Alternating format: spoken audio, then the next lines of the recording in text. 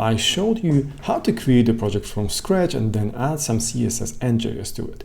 Now I'm gonna show you the easier way how to create a project which has already MDB linked in. So simply type MDB in it, and now we're gonna use one of the predefined starters, which is standard one. Let's hit enter, and this will create a new folder called MDB free standard over here.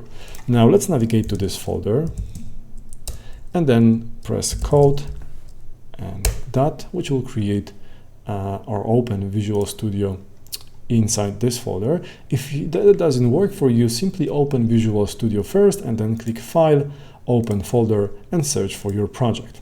Now, as you can see, we have a project which has already files as well as Jenkins file and all other required files, and also index.html. Now when we open this index.html in a live server, which I showed you in a previous video, you can see that this is already up and running, and like before, we can simply navigate to mdbootstrap.com, choose one of the components. Let's use again carousel, show code, copy, and let's paste it over here.